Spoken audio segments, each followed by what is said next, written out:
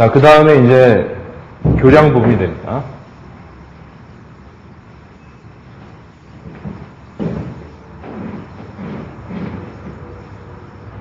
자, 교량 부분에서는 뭐 출제가 되는 게 좀 정해져 있죠. 교량 부분에서는 교량 설계를 할 때 어떤 하중을 쓰는지, 설계 하중이죠. 네. 교량을 설계할 때 쓰는 하중은 첫 번째가 DB 하중이 있죠. 두 번째가 DL 하중이 있습니다. 이 두 가지 하중을 가지고 교량을 설계를 하죠. 교량의 그 DB 하중의 등급은 첫 번째가 DB24가 있고, 그 다음에 두 번째가 DB18이 있고, 세 번째가 DB13.5가 있죠. 이게 우리나라에서 1등교죠. DB24 1등교, DB18이 2등교, 그 다음에 DB13.5가 3등교가 되죠. 우리나라 한강다리는 대부분 다 DB24로 설계가 되죠. 근데 이 DB 하중은 우리나라에서 만든 하중이 아니라 뭐 대부분의 우리나라의 식이 그렇듯이 다 미국 거나 유럽 걸 가지고 오죠. 이 DB 하중도 미국의 HS 하중을 가지고 온 겁니다.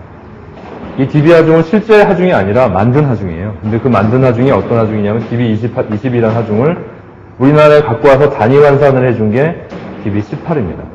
그럼 미국은 우리나라 2등교를 쟤네 나라에서는 1등교라고 부르고 있는 거죠. 그런데도 사고가 별로 안 나죠. 우리나라는 DB24, DB20이라고 하는 하중을 가져와서 얘를 2등교로 만들어 놓고 DB24라는 하중을 만들어 가지고 1등교를 또 만들어 놓으면서도 여기서 사고가 발생을 하죠. 그러니까 뭐 시공력의 차이라든지 뭐 이런 게 여러 가지 문제점이 되고 있는 거죠. 그래서 미국에서 HS20이라는 하중이 우리나라에 와가지고 DB18을 만들고 그 다음에 우리나라에서는 한 단계 더 높은 하중을 만든 게 DB24죠. DB24 하중은 어떤 하중이냐면 이 DB 하중이라고 하면은 트럭 하중입니다.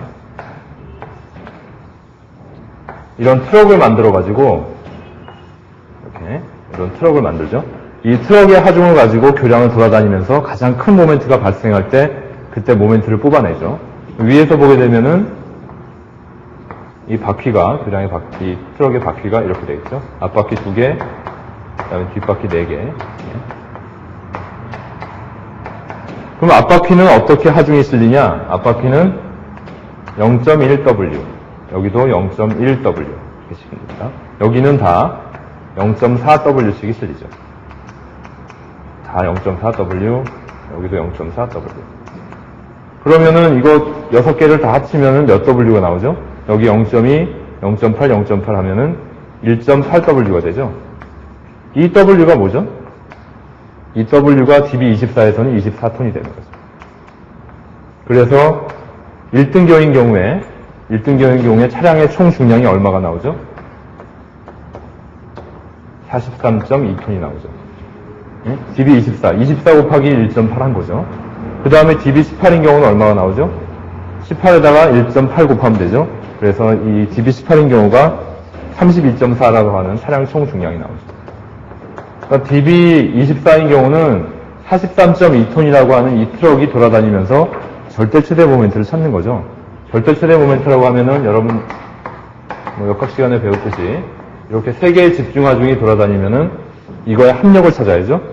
합력이 예를 들어서 이 점을 기준으로 이 여기 작은 하중을 기준으로 X라고 하는 떨어진 만큼 여기 이제 합력이 작용한다라고 치면 너무 차이가 안 나나요?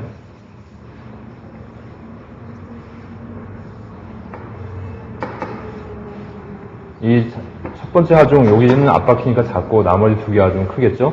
그럼 합력이 뭐 여기에 작용을 한다라고 치면 X랑 그만큼 거리를 띄워가지고 이 X의 거리는 여러분들이 뭐 반용의 정리라는 것을 통해서 찾아낼 수가 있을 겁니다.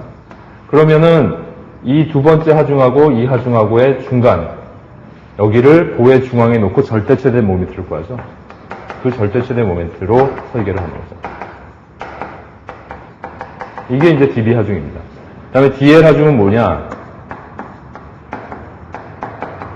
DL 하중은 이렇게만 이렇게 알아두시면 됩니다. 등분포 하중 하나랑 이 등분포 하중은 정모멘트 설계를 할 때는 정모멘트 구간에 다 들어가게 되죠. 그 다음에 집중 하중 하나. 이 집중 하중은 움직일 수 있습니다. 최대 모멘트가 발생하는 곳에 정모멘트를 딱 놓고 영향선의 종고값만 찾아내면 되죠. 이런 하중이 DL 하중인데 이러한 DB 하중하고 DL 하중 중에 두 개 다 이제 교량을 올려놓고 설계를 한 다음에 두 개 중에 큰 모멘트가 나오는 쪽으로 보의 단면을 결정을 하는 게 교량의 설계법입니다. 이게 교량의 설계법이고, 그 다음에 나오는 얘기가 충격계수가 나오죠.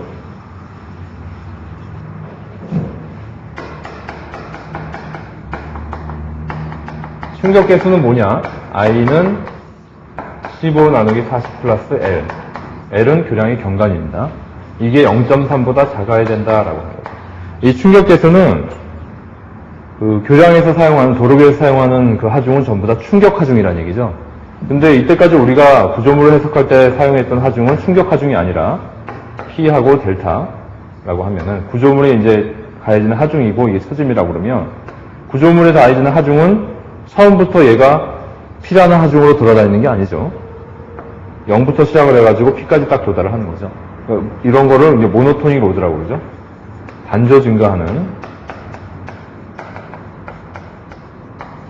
단조 증가하는 거죠. 0부터 시작해가지고 1까지 딱, P까지 도달하는 이런 하중을 가지고 우리가 설계를 했었어요, 이때까지.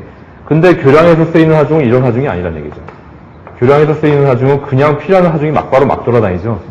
P라는 하중이 교량에 들어오면서 치고 나가, 치고 들어오고, 나가면서 또 치고 나가고.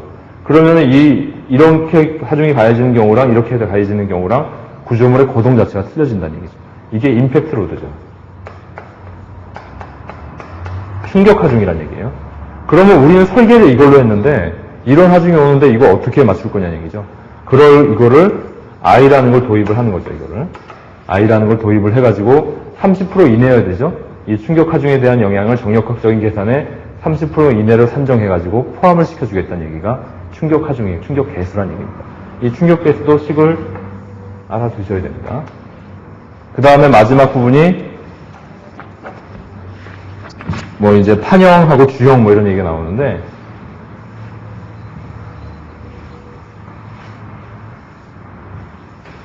판형은 뭐냐? 판형을 이제 설명을 잠깐 해드리고 판형은 말 그대로 플레이트 걷어입니다. 우리가 걷어라고 하는 게 아주 큰 빔이죠. 그 큰 빔을 우리가 걷어라고 하는데 그걸 그냥 우리가 우리나라 말로 형이라고 그러죠. 그 다음에 이 플레이트라는 얘기가 판이니까 이 두 개의 합성어죠, 판형. 판형이라는 얘기는 판으로 이루어진 걷어죠. 큰 판을 잘라가지고 용접을 이렇게 바로바로 해버리죠. 이렇게 이제 빔을 만들어서 이걸 이제 주 부재로 쓴다는 얘기죠. 여기 이제 교각이 있으면은 이런 팩이 위에 얹혀가지고 이게 이제 주 부재로 가장 큰 부재가 이제 판형이죠. 그 다음에 이 중간중간에 있는 보가 뭐 가로보 또 그 뭐 세로로 들어가는 뭐 세로 뭐 이런 거고 가장 메인 부재가 이 판형이죠. 이 판형에서 이 메인 부재 그걸 또 우리가 주형, 판형 뭐 이렇게 얘기하는데 이 부재의 높이 이거 계산하는 식이 있죠. 여러분들 책에 h는 1.1 곱하기 m t 이렇게 되어 있는 거죠. 여기 이 주형의 높이를 계산할 때는 당연히 모멘트가 가장 큰 팩터가 되죠. 이 모멘트에 따라서 이 윗부분은 모멘트에 의한 압축력을 받고 이 아랫부분은 모멘트에 의한 인장력을 받죠. 가운데 부분은 복부 부분이라고 하는 이 가운데 부분은 전단력을 받는 부분으로 구성이 되죠. 그러니까 이렇게 단면을 I자형으로 만든 게 이 얇은 판을 써가지고 꽉 채운 단면을 쓰지 않고 이렇게만 써도 가장 이상적인 단면이라고 할 수 있는 거죠. 뭐 이 I형 단면 같은 경우는 뭐 비틀림 면이 좀 약하기 때문에 뭐 박스형 단면도 쓰고 뭐 다른 단면도 사용 가능하지만 그래도 가장 많이 쓰는 게 이런 I형 단면이죠. 그 다음에 이 9-21식 요 식의 형태 기억해 두시기 바라고. 그 다음에 판형의 전달 능력은 A분의 V인데 판형 같은 경우는 이 가운데 부분을 막 잇죠. 그 빔으로 생산한 게 아니기 때문에 빔으로 생산해도 뭐 마찬가지가 되겠지만 이 교량의 길이가 뭐 경관이 뭐 예를 들어서 뭐 한 100m 이렇게 된다. 그러면 이 부재를 100m를 생산할 수 없기 때문에 중간을 뭐 이렇게 이을 거예요. 이렇게 판을. 그래 놓고 아까 이은 방법으로 뭐 리베디움을 하든지 고장력 볼트 이음을 하든지 용접을 하든지 다 있겠죠. 그럴 때 판형의 전단 능력을 어떻게 구하냐. V 나누기 전단력이죠. A는 뭐냐. 복부의 순단 면적이죠. 이게 좀 다르죠. 아변보 같은 경우는 복부의 총단 면적. 아변보라고 하면은 처음부터 아예 이렇게 판으로 나오는 게 아니라 처음부터 포항제철이나 이런 인천제철이나 하는 그런 철강 생산하는 데서 이렇게 아예 제품으로 만들어 나와요. 이렇게 제품으로 만들어 나오는 애들은 그냥 길이가 정해져 있고 부재 치수가 다 정해져 있어요. 우리가 백화점 가서 물건을 사듯이 그냥 골라서 사면 되는 거죠. 근데 이런 것들을 판형에 비해서 이런 아비언보라고 하는 이 아비언보들은 사이즈가 굉장히 작아요. 예를 들어서 교량에 쓰이는 큰 단면 같은 경우는 이런 작은 볼을 쓸 수가 없죠. 그래서 우리가 판을 잘라서 이렇게 큰 볼을 만드는데 그러려고 하면은 이어야 되기 때문에 복부에 순단 면적이 들어가죠. 여러분 이제 이응 부분에 대해서는 제가 설명을 했으니까 왜 순단 면적을 써야 되는지는 이해가 되실 겁니다. 그 다음에 마지막 식이 플랜지의 단면적 구하는 식이 나오죠.